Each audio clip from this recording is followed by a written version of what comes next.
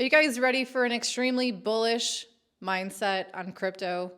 Everything that we've seen in 2022, all the centralized platforms failing, all the FUD of mainstream media talking about crypto, Sam Bankman-Fried, Caroline Ellison, all of that noise.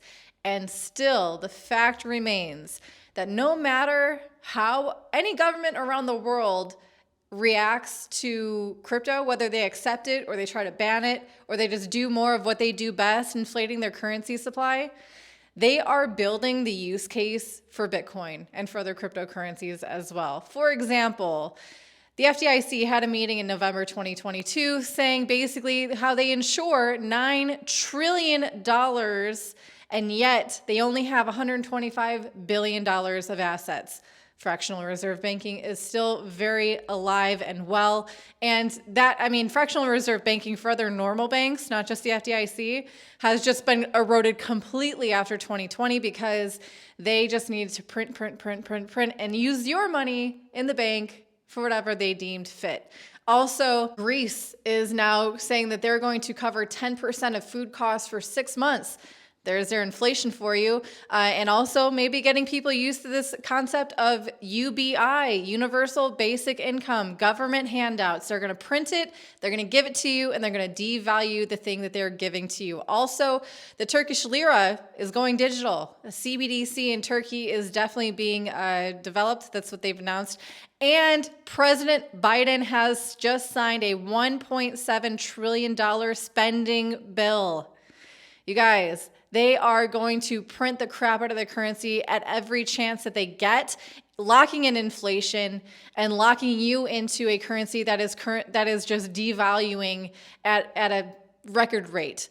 All of this is a bullish case for cryptocurrencies, especially for Bitcoin, any crypto where it is cryptographically secured exactly how much will ever exist at any point in time, and especially those like Bitcoin, again, that have a capped supply, 21 million. In fact, Bitcoin is even like 17 million because of all that have been lost in the years since it's been created. Whether you realize it or not, whether the people around you realize it or not, this boiling frog scenario where you don't really realize the danger that you're in until it's too late, of not recognizing inflation and the risk of hyperinflation and how that damages everything that concerns you and your money and your wealth, Bitcoin fixes this. So again, whether governments are accepting of crypto, great, or they're trying to ban it, it doesn't matter.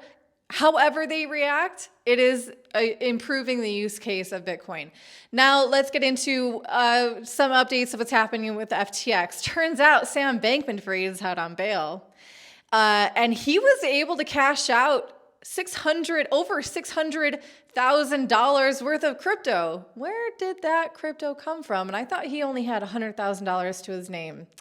Man, that guy is a slippery little noodle, isn't he? I don't know where these funds come from. Who's gifting this guy? Does he have a GoFundMe account? I don't know, but definitely he had been squirreling away probably millions and millions and millions dollars worth of crypto, and he's going to try to get his squirrely little hands on that at any chance he get. On the other side, while this guy is cashing out over $600,000 worth of probably other people's crypto, the users who had funds on his exchange are now basically begging the bankruptcy judge not to release their names to the public, just like we saw happen with Celsius.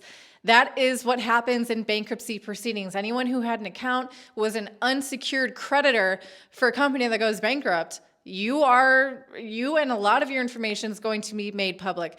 Information that you would have loved to stay private. Yet another reason to avoid centralized custodial platforms as best you can. Also, in the Bahamas, the Bahamian custodian has $3.5 billion worth of crypto, which they are saying when they're able to, they will be releasing it to the users and to the investors, basically, of whose funds these belong to. So they're piecing it together. However, wherever these $8 billion of lost funds are, Bahamas has $3.5 billion of it. So there is that. And more evidence that crypto is here to stay. There's integrations happening every single day, even in a bear market, guys. BMW is now going to be using Binance Chain to be using that, blockchain technology via Binance Chain for their customer loyalty program. So it's not like you can use Binance to buy a BMW, but maybe you can be using blockchain technology without knowing it.